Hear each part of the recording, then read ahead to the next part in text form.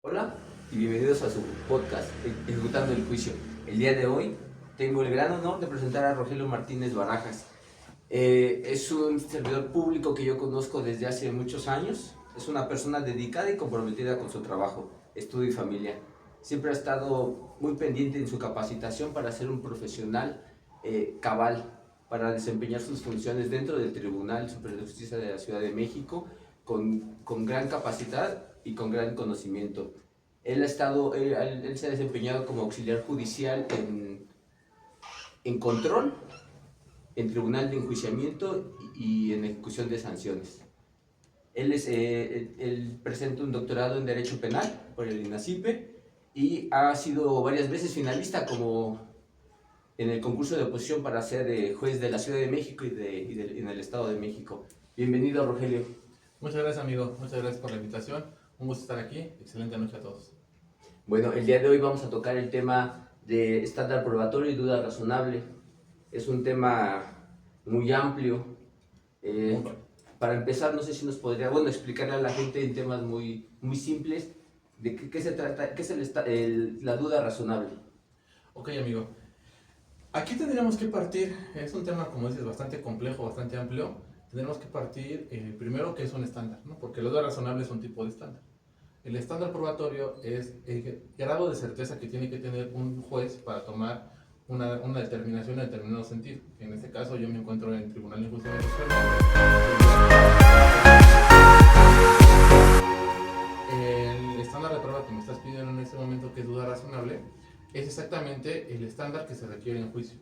El estándar de más allá de duda razonable se encuentra previsto en la Constitución y en el Código Nacional de Procedimientos Penales.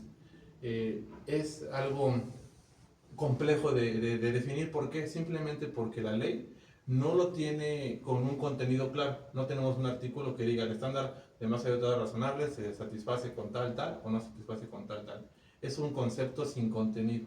Por eso es que es muchas veces fácilmente confundido por los operadores, pero bueno, a palabras llanas y de manera muy genérica, te puedo decir que es el grado de certeza que tiene que tener el juez para decidir que condena a una persona. El más allá de duda razonable es lo que tiene que superar el juez para decidir que una persona va a ser culpable de la comisión de un delito.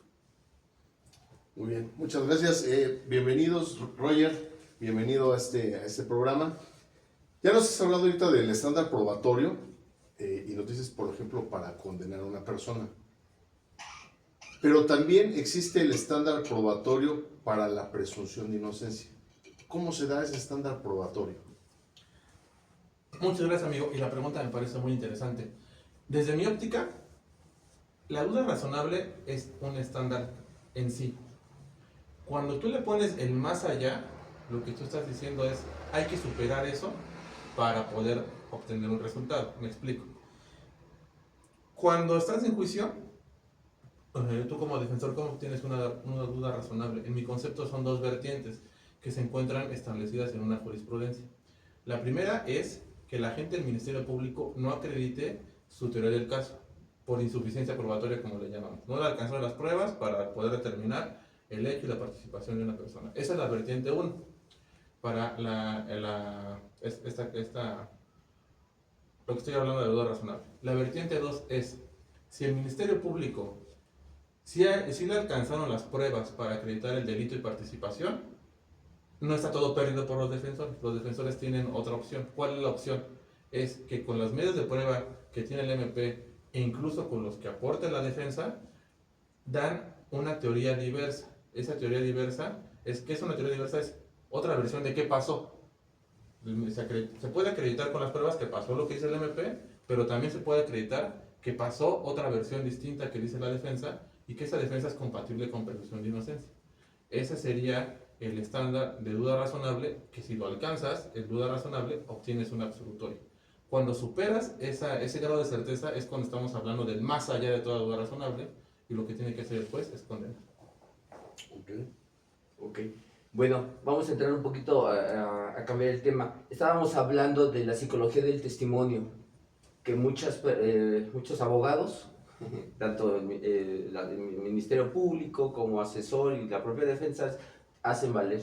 Entonces no sé si nos puedas hablar un poquito de eso, de tu experiencia, tanto en control, bueno, en las etapas que has vivido como en el tribunal, como en control, como el juicio del tribunal de enjuiciamiento. Claro que sí, amigo. Aquí también es otro tema escabroso. ¿Por qué? Porque la psicología del testimonio tampoco encuentra un fundamento en la ley.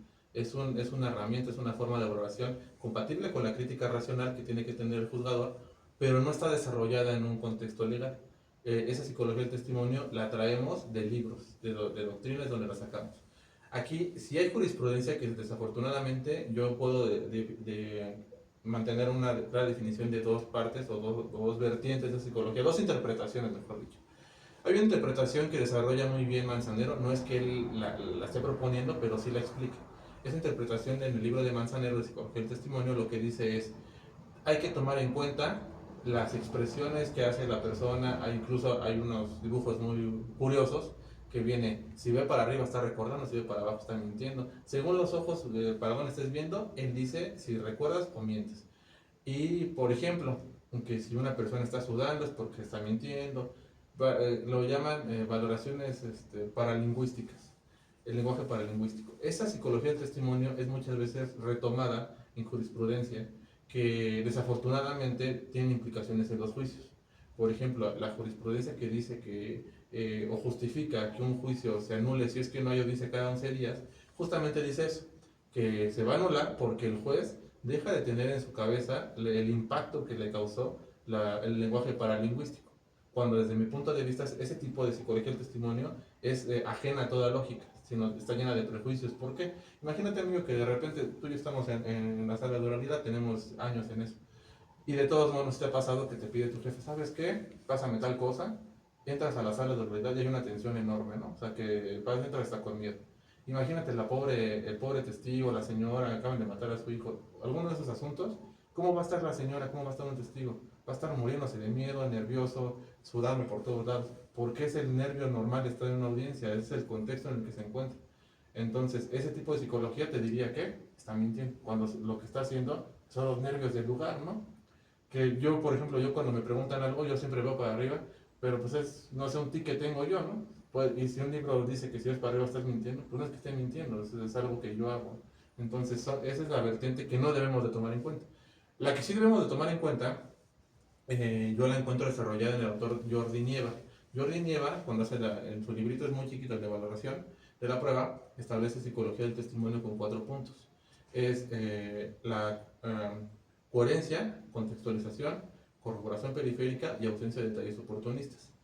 La coherencia se refiere a que el relato sea creíble, ¿no? O sea, no puede ser, no te va a decir un testigo, sabes que yo estaba en el Zócalo de la Ciudad de México y me fui corriendo y llegué en Xochimilco en 20 minutos. Eso no es creíble. Este tiene que ser un relato que sí se puede ser compatible con la verdad. Esa es la coherencia. La contextualización. La contextualización lo que buscas es, si estamos vamos a una fiesta, unos 15 años, y de repente alguien comete un delito, alguien priva de la vida a otra persona, le da un balazo en la cabeza. Somos testigos. ¿Qué es lo que podríamos decir como testigos?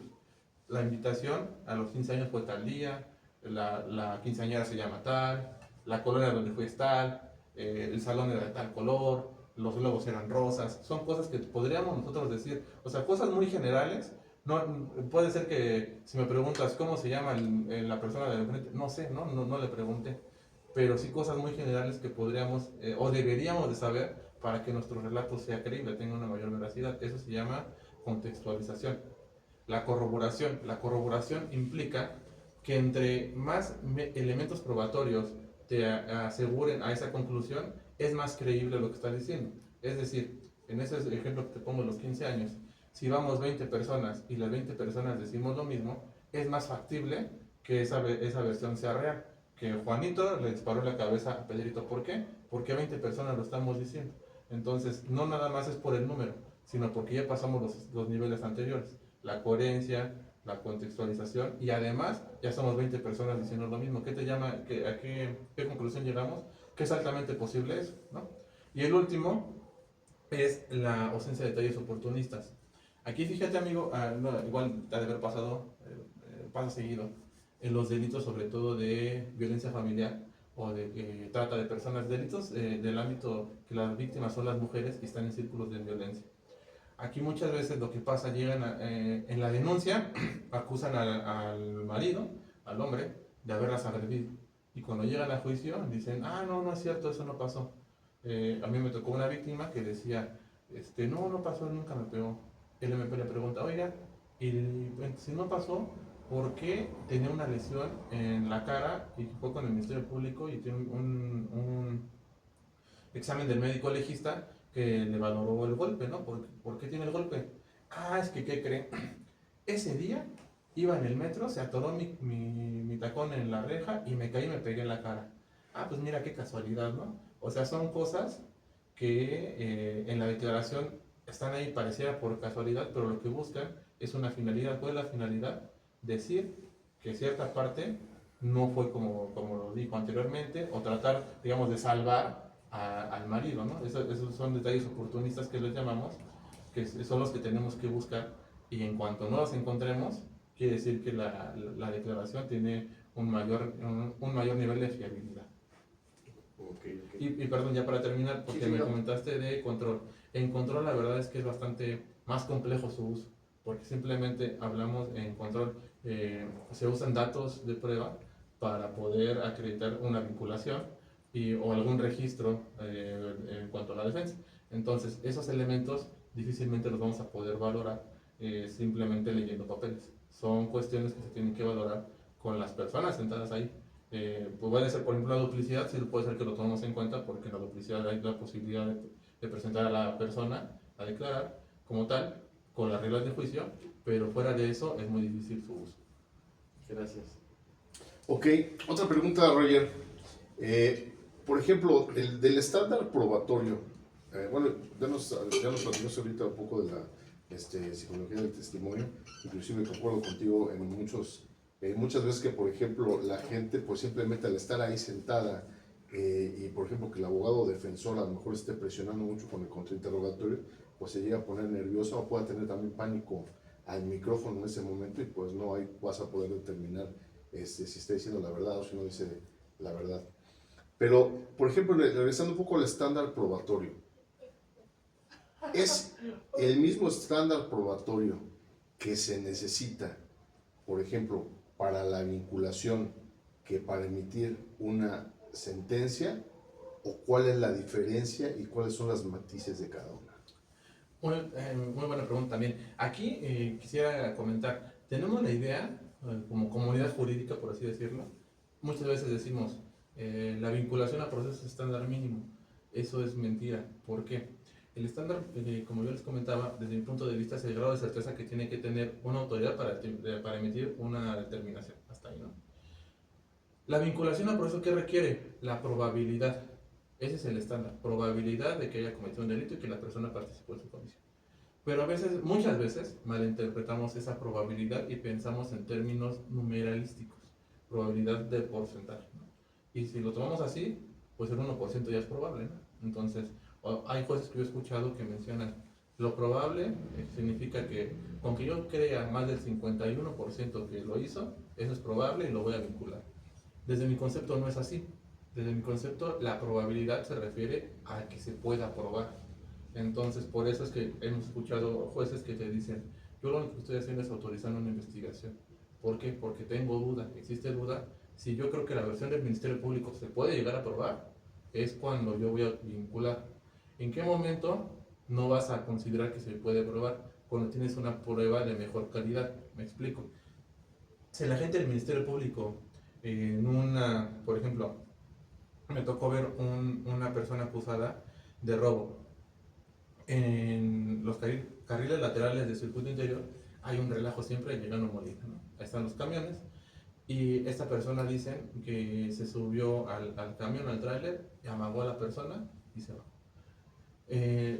Teníamos al conductor, teníamos testigos, porque no era mi caso, ¿no? Yo lo vi, pero yo no estaba con ese juez de control, yo estaba en ese momento en actas y teníamos, pareciera todo para vincularlo, pero ¿qué teníamos? Teníamos dichos, teníamos datos de prueba. Cuando llega la defensa, lo que ofrece es un video. Un video es una prueba de mejor calidad respecto de la testimonial, porque es un elemento tecnológico donde vas a ver sin subjetividades qué es lo que realmente pasó. Y cuando ves el video te das cuenta que sí se sube, que sí le empieza a decir de cosas, pero lo que él hace es un limpiador de vidrios. Entonces, lo que él está haciendo, está limpiando, el otro se enoja porque le está limpiando el vidrio y lo acusa de robo. Aquí, ¿por qué no vinculó? No vincula porque el hecho no se va a poder probar, porque ya tenemos una prueba que dice lo contrario, que no hubo robo. Entonces, el estándar en vinculación a proceso, no estoy diciendo que esté bien o que esté mal, simplemente lo que estoy diciendo desde mi punto de vista, cómo está en este momento, es si la acusación del Ministerio Público, el juez considera que con los medios de prueba se puede llegar a acreditar, te va a vincular. Si tienes algún medio de prueba para demostrar, para acreditar que no es posible, es cuando no va a haber vinculación. ¿Y por qué decía que no era el estándar de prueba mínimo? Porque hay otras resoluciones que te piden todavía menos. Por ejemplo, las medidas de protección, ¿cómo las da el juez? El juez nada más va, llega una víctima, ¿sabes qué? Una medida de protección porque me agredieron, tal, la ratifica y se acabó. O sea, nada más es prácticamente con la declaración de la víctima. No necesita más. Es un estándar todavía más bajo. Una medida de protección es un estándar más bajo que la vinculación. Y sí es diferente a la pregunta que me estabas haciendo en un principio. ¿Por qué? Porque conforme va pasando el procedimiento penal, el estándar de prueba de las resoluciones tiene que ir subiendo, la certeza tiene que seguir subiendo, la investigación va avanzando, entonces el juez tiene que seguir pidiéndole más requisitos al MP para poder obtener esa resolución que le toque. Y en juicio, evidentemente, el estándar de prueba tiene que ser mucho más alto. Claro, gracias. Ok. Mira, yo voy a ponerte otro tema en la mesa.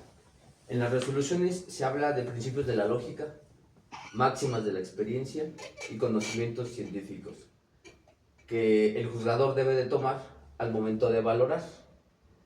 No sé si nos podrías explicar esos 3 puntos para que la gente sepa cuando se les dicta un fallo y después se convierte en sentencia, qué elemento, qué consiste cada elemento y por qué el juez lo debe de tomar en cuenta.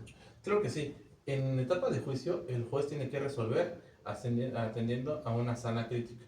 Esa sana crítica justamente ocupa esos 3 elementos, ¿no? Los principios de la lógica.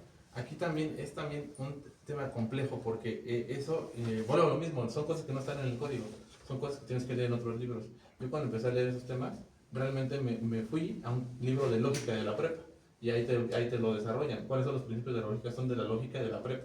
La lógica es la rama de la filosofía que busca el razonamiento correcto. Entonces, muchas veces digo, bueno, ¿y cuáles son esos? Te tienes que ir a un libro de esos especializado para poderlo saber. Es identidad, no contradicción, tercero excluido y razón suficiente. La identidad, a palabras sencillas, es que una cosa es y no puede ser otra cosa. En nuestra materia significa que la acusación, para poder condenar, la acusación tiene que encontrar soporte con los medios probatorios. Ahí se encuentra esa identidad, la acusación del MP con el soporte probatorio. Identidad, no contradicción, que aquí sí es que entre los mismos medios no se contradigan entre sí. Ese soporte del MP no te puede decir que un testigo del MP te diga, le robaron un carro rojo el lunes primero, y otro diga, no, es que yo vi que le robaron un carro amarillo el martes 2. El mismo material no se puede contradecir entre sí mismo. Tercer excluido. En nuestra materia, el tercer excluido significa que solamente hay 2. O sea, no puede haber otra opción. Entonces, en nuestra materia, llevándolo al derecho penal, es o acreditas la culpabilidad o no acreditas la culpabilidad. Nada más hay esas 2 opciones. No tenemos una tercera opción. Eso no es, ¿no? Y la razón suficiente, ese es un principio que se llama, que es, por así decirlo, novedoso. Los 3 primeros son aristotélicos, Aristóteles los maneja desde hace muchísimos años de Grecia, y este es como el novedoso. ¿Cuál es el contenido de este? La justificación. Es que el juez no solamente tenga que decir los 3 anteriores, sino además justificar su determinación. ¿Por qué? En este caso que estamos hablando de juicio, ¿por qué él considera que el material probatorio del Ministerio Público alcanzó esa vertiente de más allá de todo lo razonable? Esos son los principios lógicos. Después hablamos de las máximas de la experiencia. Las máximas de la experiencia también otro libro hay que irnos. En el libro, se me fue el autor en un momento, te lo recuerdo, pero bueno, ahorita lo recuerdo, te lo comento. Pero en ese libro, lo que cuando explica la máxima de la experiencia es, no se trata de tu máxima de la experiencia o mi máxima de la experiencia o la de él, no son experiencias propias, o incluso hay un criterio, me parece que es de Perú, que comentábamos mucho en mi clase que yo tomaba en INACIPE con un maestro, que nos sacó un criterio donde decía, la máxima de la experiencia sirvió para absolver a una persona acusada de violación, porque la ropa interior de la mujer era roja y era muy delgada, ¿no? Entonces ahí en su resolución de la Corte de Perú dijo, no, todos tenemos la máxima de la experiencia, que si una mujer usa lencería roja, quiere decir que quiere tener relaciones. Entonces, eso no es una máxima de la experiencia, es un sesgo. La máxima de la experiencia no puede ser así. La máxima de la experiencia es algo que nosotros en un lugar y momento determinado podemos dar por cierto sin necesidad de probarlo. Por ejemplo, alguien de nosotros, bueno, no tomen en cuenta el COVID, pero en condiciones normales, alguien de nosotros tendría duda que el 31 de diciembre va a haber festejo en el Zócalo. No lo vas a dudar, porque no, es más, todavía ni pasa, pero sabes que así va a ser, ¿no? O sea, tendrás esa certeza, no tienes que estar ahí. Son cosas, o por ejemplo, tendremos duda que el metro Pantitlán un lunes laboral a las 7 de la mañana va a estar lleno, tampoco lo vas a dudar. Son cosas que como nosotros como sociedad las tenemos por ciertas, no tenemos que probarlas. Esas son las máximas de la experiencia, pero atienden a una colectividad. Si tú lo tomas como tu máxima de la experiencia, son sesgos, son ideas tuyas, pero no le podemos llamar máxima de la experiencia. Y los conocimientos científicos, pues es utilizar todas las herramientas que tenemos, las metodologías, para poder orientar al juez en sus determinaciones. El ADN, etcétera, eso son herramientas que tiene que tomar el juez. Ojo, no son vinculantes, pero sí es algo de que puede echar mano el juez para sustentar su determinación.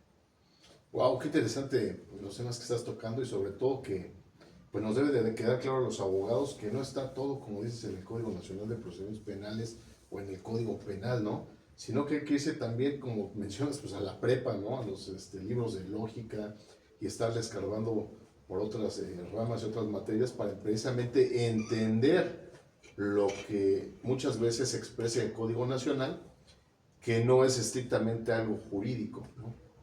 Como las máximas de la experiencia. Y sí, tienes toda la razón y queda muy claro cuando dices es la máxima experiencia, pero se refiere a la colectividad, ¿no? Por ejemplo, la feria del mole, ¿no? Pues por experiencia pues van a vender ahí mole, ¿no? Y no podría ser otra situación. Entonces, la verdad, me quedó muy claro y yo creo que todas las personas, abogados, estudiantes y los que no son abogados les quedó bastante claro ese tema. Lo que quiero preguntarte es lo siguiente, la valoración de la prueba. La valoración de la prueba, el juez hace una valoración de forma individual, después de forma conjunta y armónica. Pero ¿cómo le da ese valor a la prueba? Es decir, al testimonio, por ejemplo, de la víctima, le da un valor más alto que al de un testigo que estuvo observando a 10 metros lo que sucedió, o a una documental o un dictamen. O sea, ¿cómo se da esa valoración de esa prueba en lo individual y en conjunto? Ok, aquí en lo individual me haré de referencia, por ejemplo, si es una testimonial, a lo que acabo de comentar hace unos momentos de la psicología del testimonio. Te puedo comentar lo que yo hago en mis sentencias, ¿no? O sea, puede ser que otra persona lo haga de otra manera, pero bueno, yo en mis sentencias lo que hago es describir por qué cumple con esos requisitos de la psicología del testimonio que ya mencioné. Porque es coherente, porque está contextualizada, porque está corroborada, porque no hay detalles oportunistas. Ahí de esa manera ya le puse palomita a una testimonio. Y no es que tenga mayor peso una que otra, simplemente muchas veces imaginemos el delito como si fuera un rompecabezas gigante. Ese rompecabezas gigante tiene que tener piezas. ¿Qué es lo que pasa muchas de las veces? La víctima va a llenar muchas de esas piezas, ¿no? Porque fue la que vivió el delito, fue la que vivió el hecho. Entonces ya con eso, con tu víctima, llenas muchas piezas y ya nada más te falta, para cubrir el hecho delictivo, pues te faltan menos, ¿no? Por ejemplo, si una víctima de robo te va a llenar cómo los apoderaron, qué le quitaron, en qué lugar estaba. ¿Qué te podría faltar si tú quieres, o corroborar, engarzar, lo decimos en el medio jurídico? El testimonio del policía te dice, yo lo correteé porque la víctima me lo señaló, y cuando yo lo correteo, yo le encuentro un cuchillo y le encuentro el teléfono. Entonces al lado es otra pieza del hecho. Con la víctima ya acreditaste las primeras partes, y con el policía acreditas que lo corretearon y que sí tiene un cuchillo y que lo puso a disposición. Y luego vas armando otras piezas, las vas pegando. Cuando tú pones una pericial donde describes con una fotografía, ahí como que le pones otro cachito al rompecabezas. Entonces no es que tenga valor como el sistema tradicional, que tenga un valor tasado. No es que tenga una valga 5, otra valga 2, no. Sino que simplemente es con las piezas que te van dando el Ministerio Público, cómo vas a armar tú ese rompecabezas. Y las periciales, ¿cómo las vas a valorar? Aquí no podemos caer en la ingenuidad, y tenemos que ser siempre conscientes que, por ejemplo, un perito de la fiscalía, ¿qué va a decir? Pues que sí fue, o que, o sea, evidentemente trabajan en la fiscalía, no te van a decir que no. Y por otro lado también es lo mismo, un perito que lleve la defensa, ¿qué va a decir? Pues que no fue, ¿no? Lo acabas de contratar, ¿no? Entonces, no puedes, 100%, un juez no se puede decir, hubo una testimonial, hubo una pericial en tal sentido, y por eso no se puede basar en una pericial como tal. Lo que sí puede hacer es tomar los argumentos, la metodología, y decir, conforme al perito tal, la metodología que utilizó fue tal, es adecuada, llego a las mismas conclusiones y la puedo reproducir simplemente desde mi óptica, ¿no? O sea, eso es correcto, eso lo puede decir cualquier persona, y lo agarras de ahí. Entonces, es diferente.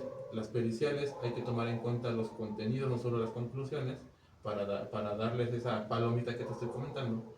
Y las testimoniales, yo como lo hago, es la psicología del testimonio, pero insisto, no les doy un peso probatorio preestablecido, sino que trato de cada uno, es una pieza de un rompecabezas, y cuando lo juntas, ya tú determinas de manera colectiva si esas piezas te alcanzaron para acreditar ese delito o si no te alcanzaron para acreditar ese delito. Muy bien. Abonando ahorita en el último punto que tocaste de las periciales. Hay un criterio de la Suprema Corte que habla que el juzgador tiene que valorar las periciales acríticamente. Y pone un ejemplo, me parece, de un perito en psicología que entrevista, me parece que es al acusado, entonces el acusado le da su versión, o la víctima le da su versión, y obviamente pues el perito en psicología pues rinde su dictamen. Entonces, no sé si podrías abonar ahorita sobre ese punto, sobre la valoración de la prueba pericial de manera crítica. Ok, aquí, desde mi punto de vista, lo que pasa es que ese tipo de jurisprudencias o de tesis se dan, ¿por qué? Porque a veces abusamos en las determinaciones judiciales, y hay delitos en los que no va la víctima, pero también seamos reales, ¿no? A veces no va la víctima porque tiene algún lazo familiar, etcétera, y ya no la lleva. ¿Qué pasa en la vida real? El juez condena sin víctima en delitos sexuales, sobre todo en ese tipo de delitos, y te dice, ¿sabes qué? La víctima no vino, no la presentó, pero me voy a agarrar de la testimonial, más bien de la pericial en psicología, donde a la perita en psicología sí le contó los hechos. Entonces es un poco por ahí que la Suprema Corte lo que te dice en esa petición de que sea acrítico, es que no permitas tú como juez que una testimonial, o más bien que lo que le dijo una víctima a un perito, sea tu base para condenar, porque ni siquiera lo está diciendo ante la autoridad. Esa no es la función, no se trata de que a mí me contó tal y yo te lo vengo a decir. La pericial en psicología sí te sirve para determinar que hubo un daño, para cosas así, pero no puede ser tu base para acreditar la comisión o no de un delito. Eso es un poquito a lo que se refiere desde mi punto de vista. Fíjate que qué bueno que tocaste ese tema, porque precisamente quería preguntarte. Todos hemos escuchado, digo, a mí como abogado defensor no me ha tocado un asunto parecido, pero sin embargo todos hemos escuchado a través de las redes sociales o en las noticias que, por ejemplo, una persona, no voy a decir el sexo, si era hombre o mujer, hace 10 años fue abusada, por ejemplo, por su patrón o por el productor de televisión, etcétera, etcétera.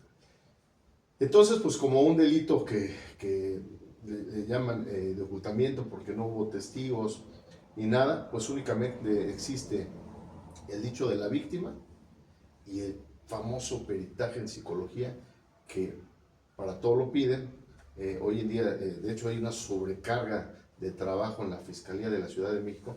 Me ha tocado con otros clientes que tengo que muchas veces tenemos que estar ahí prácticamente presionando para que se los hagan mucho más rápido, porque se los dan casi hasta un año después. Dice, si un año después, ¿cómo un perito va a determinar que precisamente un hecho, por ejemplo, en eso que te estoy comentando, tiene un daño de 10 años atrás también, ¿no? Entonces tú, como por ejemplo, tú si fueras ahorita juez, ¿sí valorarías o crees que es correcto la valoración que hacen los jueces únicamente con el testimonio de la víctima y con el dictamen en psicología para acreditar una violación o un abuso sexual de hace 10 años que pasó y que además no lo denunció, sino que lo denuncia 10 años después, ya cuando es mayor de edad, suponiendo que haya sido menor de edad en ese entonces? ¿Tú qué opinas de este tema? Porque muchas veces sirve hasta para chantajear o inclusive hasta para, en temas de divorcio, muchas veces hasta pues a los hijos, desafortunadamente, ahí hay una alienación parental, los están presionando psicológicamente para que hasta declaren, inclusive que hasta vivan o tengan vivencias que pues no las tuvieron, ¿no? Entonces, ¿cuál es tu opinión respecto a eso? Aquí creo que es el tema más delicado que hemos tratado, porque siempre ese tipo de delitos de entrada implica tener mayor tacto que muchos de los demás, ¿no? Y no podría una respuesta genérica, tendría que ser caso por caso. ¿Por qué? Como me lo estás planteando, yo te diría, evidentemente, sentenciar a una persona en esos términos, lo estás dejando en estado de indefensión, ¿no? ¿Por qué? Porque el hecho pasó hace 10 años, porque no lo denunció ya, porque ya no puedo hacer yo mi pericial, por muchas cosas. Pero también no podemos invisibilizar que muchos de esos víctimas son niños. Entonces también hay asuntos, por ejemplo, el que pasó del Estado de México, de que es que no me pudo decir, o sea, es lo que entendemos nosotros, ¿no? Porque es lo que se ve en las cámaras, no sabemos si realmente fue o no, pero entendemos, los medios de comunicación nos dan a entender que lo absolvieron porque no pudo decir este hecho, tal. Entonces algo más o menos parecido.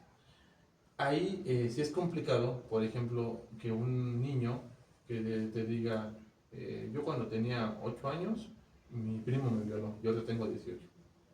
Es complicado por ambos lados, porque para el acusado te va a decir, bueno, ¿yo cómo voy a defender, no? Si la persona ni siquiera me dice qué día pasó y fue hace 10 años, ¿yo cómo lo voy a probar? Sí es complicado para el acusado, pero también es complicado para las víctimas, porque la víctima, si es un niño, no tiene una conciencia. Muchas veces las víctimas ven esos delitos, esas conductas como cuestiones normalizadas, y ya hasta que se dan, lo reconocen en la calidad, o sea, lo que les pasó lo entienden, y deja tú que lo entiendan, tienen el valor de denunciarlo. También nada más así de tajo decir, no, tienes 10 años que te pasó, ya no lo vamos a investigar, ya no es posible que sea condena, tampoco es justo. Entonces, en el ejemplo que tú me pusiste tal cual, sí es muy complicado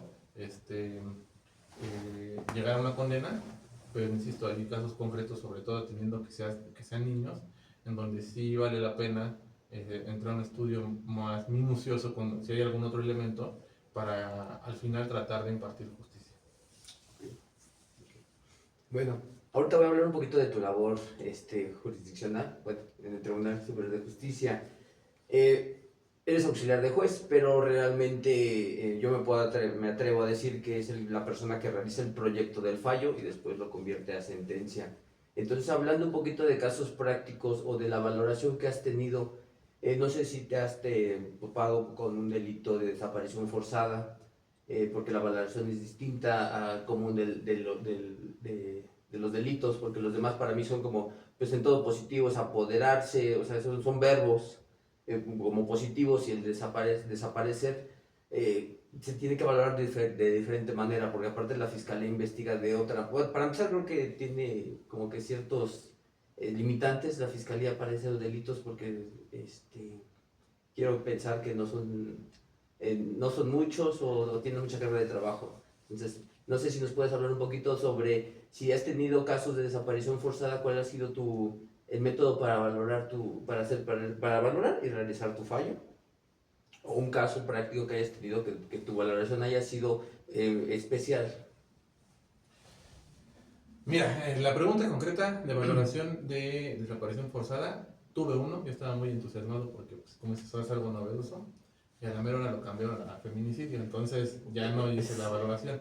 Ahí el tema es que una mujer viene a Estados Unidos, se encuentra aquí con un hombre y es conocido de la mujer.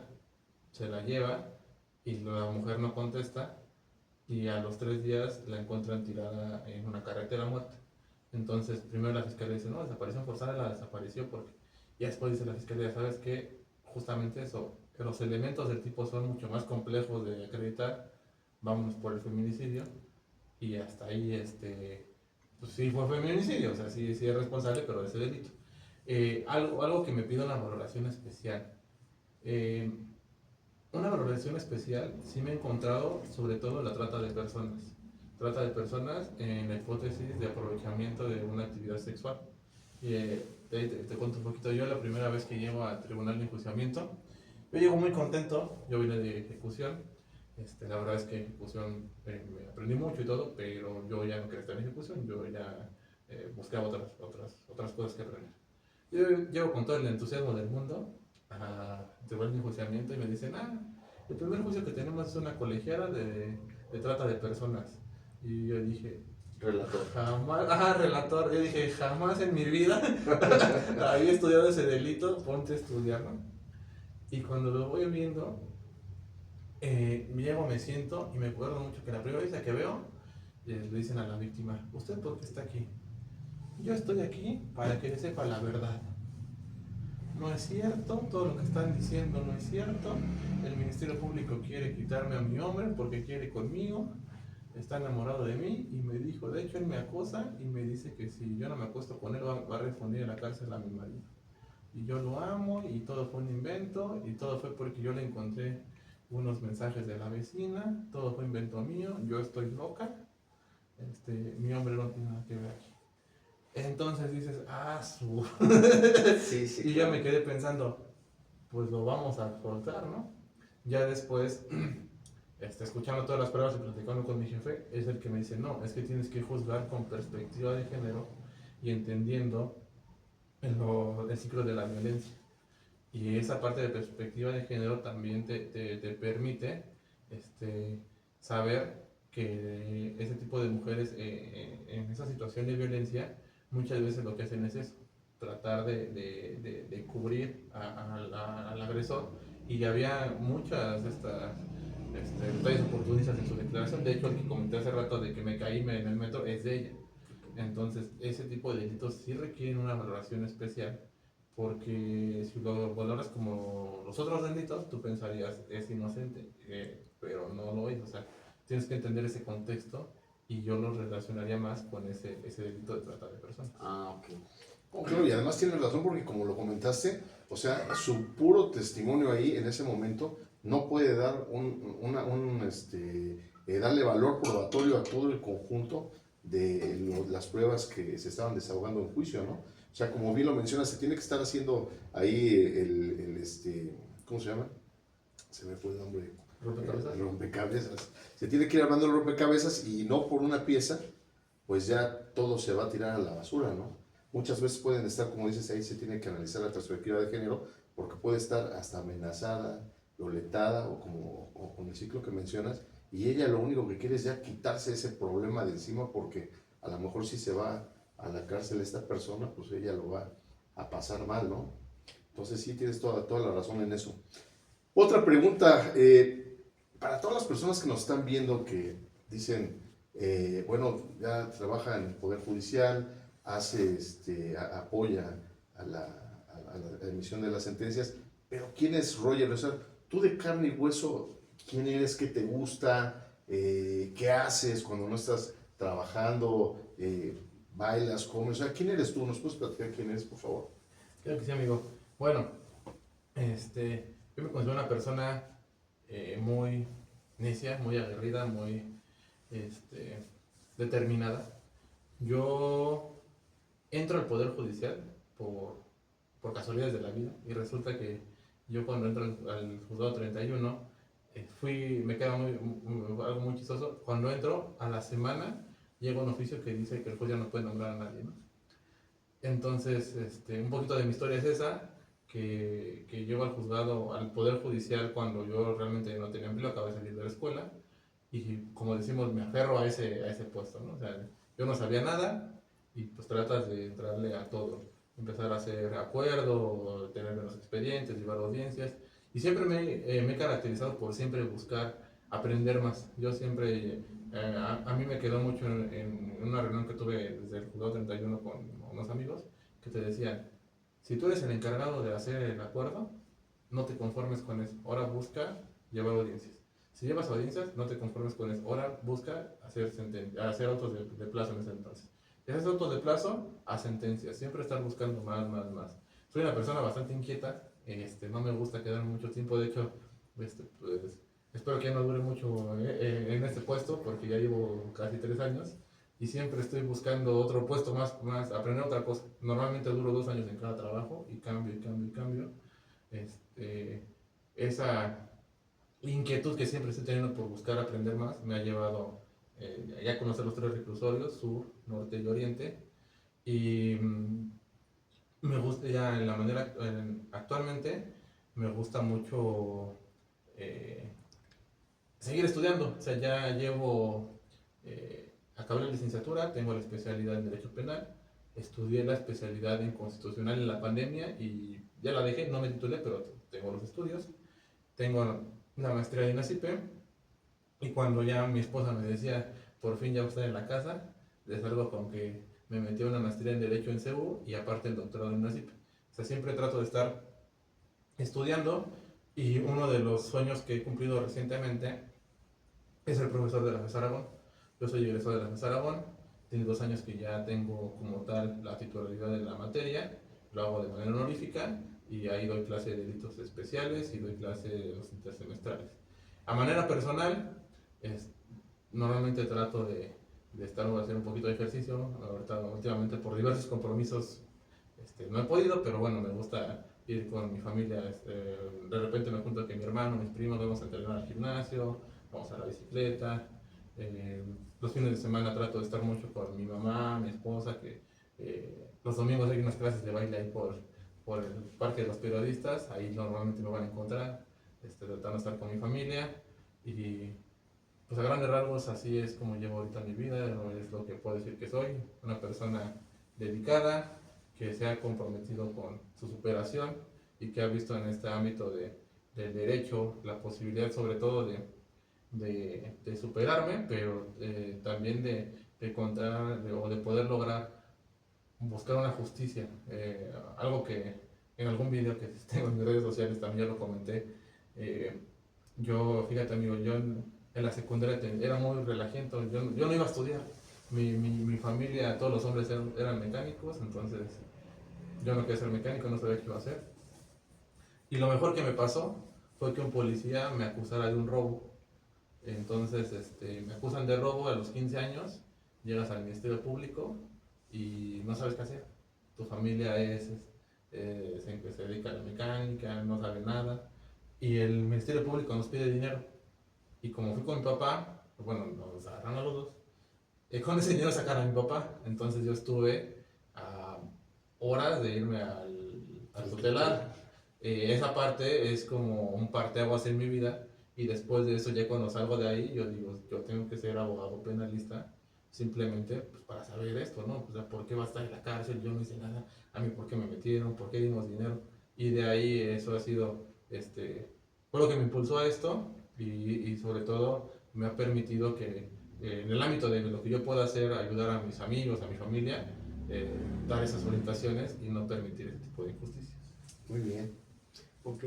Ya a lo largo de la entrevista, muy grata entrevista, déjame decirte, hemos hablado un poquito de tu trayectoria. No sé si les puedas decir al público cuáles son tus funciones actualmente como auxiliar judicial, y la segunda parte sería, ¿qué significa para ti la impartición de justicia? Ok.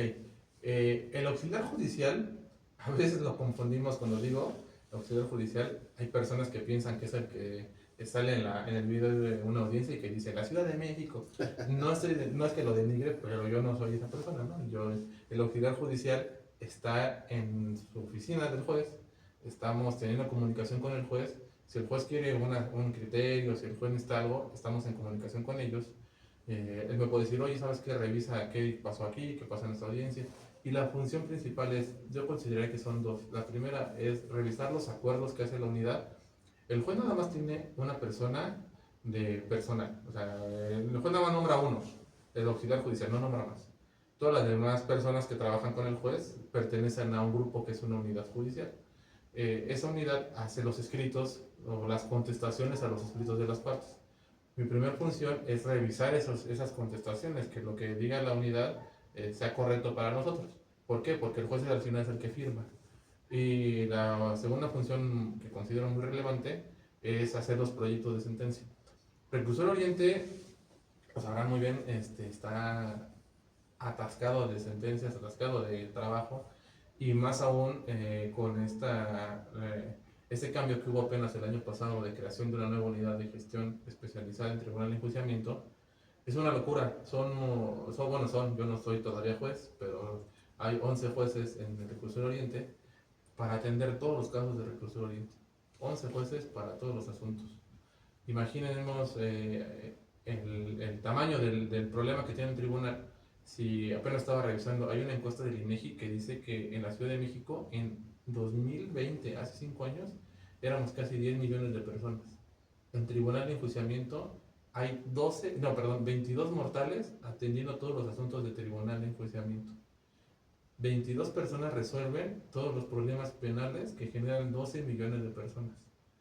Entonces, retomando el tema, la segunda función es hacer proyectos, y me comentabas es sobre la impartición de justicia. ¿Qué ¿verdad? significa para ti la impartición de justicia? La impartición de justicia es un tema complejo también, o como muchos de los que ya he dicho. ¿Por qué? Porque tenemos que partir simplemente desde qué es justicia. La justicia es un término que pareciera que todos pensamos que es muy claro cuando no lo es. Puede ser objetivo dependiendo de la perspectiva de cada quien. Un ejemplo muy rápido que les pongo a mis amigos que están viéndonos, si yo les platico, ¿sabes qué? Es que a la señora, hay una señora de 90 años a la que le acaban de sacar de su departamento, que toda la vida ha vivido en el mismo edificio, la que vive en el 5, ¿no? La acaban de sacar de su departamento, todos pensaríamos, no, pues qué injusto, ¿no? Pero si después te digo, pero es que, ¿qué crees? Y echémosle un poquito más de drama, ¿no? Y hace un mes se murió toda su familia de la señora en un accidente de vehículo. Entonces pensaríamos, no, pues es injusto, ¿por qué la saca? Pero si nos vamos del otro lado y les cuento, pero es que, ¿qué crees? El departamento es tuyo y ya nadie te pagó la renta, pues diríamos, no, pues es que también no es justo que alguien viva en mi departamento si no me paga la renta. Entonces, desde ahí tenemos un problema. ¿Justicia para quién? En este caso que les digo, justicia para la señora que ya no va a tener dónde vivir, pero también la justicia para el dueño del departamento que alguien le tiene que pagar la renta, también de qué va a comer. Ese es el punto de vista de cada quien, la justicia. Entonces, de manera general, te podría decir que para mí la justicia significa el que tengas el derecho que tiene la sociedad a tener una resolución emitida por una persona preparada que sabe lo que está haciendo y que sí, y atendiendo al derecho en general, no solamente a la ley, porque recordemos que el derecho es más amplio que la ley. El derecho de manera conjunta, atendiendo a eso, sea una resolución lo más apegada al bienestar de la gente. O sea, buscar un equilibrio entre las posiciones y si no se puede, que sea lo más equitativa posible. Eso es lo que para mí sería la justicia. Híjole, eso, ahorita que hablaste de justicia me acordé de la universidad. Tenía un maestro en Derecho Romano que, o sea, para el examen te tenías que aprender la definición de justicia, hasta la fecha no se me ha olvidado. Todavía me acuerdo que es justicia, es contras perpetuas, voluntas, ius cuique et tribu. O sea, es el derecho que se le da a cada persona con lo que le corresponde más o menos. O sea, Me regresaste a la universidad. Sí, nos la preguntaron de cajón todo. Sí, no inventes. Oye, Roger, si nos gustas, por favor, nos puedes dar tus redes sociales, dónde te pueden seguir, dónde te ubican. Claro que sí. Mis redes sociales, el Facebook es Rogelio Martínez Barajas y hace poquito tuve que abrir TikTok. El TikTok también es Rogelio Martínez Barajas. Son las redes sociales que manejo. Y pues por ahí quien quiera contactarme, y yo con mucho gusto ahí estaré contestándoles.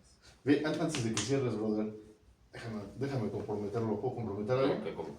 Mi estimado amigo, ya que eres tan estudioso, doctor en Derecho por el INACIP y tienes tanta experiencia, ¿te podemos comprometer a que des un curso con nosotros? Sí, claro que sí. Nada más dígame qué día, qué hora. Perfecto. Digo, espero que no sea de aquí al 1 de junio porque está un poquito compleja la fecha. Pasado el Pero de yo con junio. mucho gusto. Perfecto, muchas gracias. Ya escucharon todos los que nos están viendo, para que estén atentos en las redes sociales, que se apunten a ese curso, sobre todo aquellos que están estudiando Derecho, y como dice por ahí otro jurista, y no tan jóvenes también, pero que les hace falta un poco de conocimiento en materia penal, vamos a tener un curso con Roger. Sí, va a ser un deleite tenerte como catedrático impartiendo tu conocimiento. Muchas gracias. Bueno, no queda otra más que darte las gracias. De verdad, muchas gracias por estar aquí y espero no volvernos a ver pronto. Claro que sí, amigo. Muchas gracias a los dos por la invitación. Muchas gracias, es un placer haber estado aquí con ustedes. Y nada más yo lo comprometo a que me dé la fecha. Y en cuanto me dé la fecha, yo lo confirmo. Muchas gracias a todos. Saludos a todos. Nos vemos de parte de su amigo Ricardo Trujillo. Bye.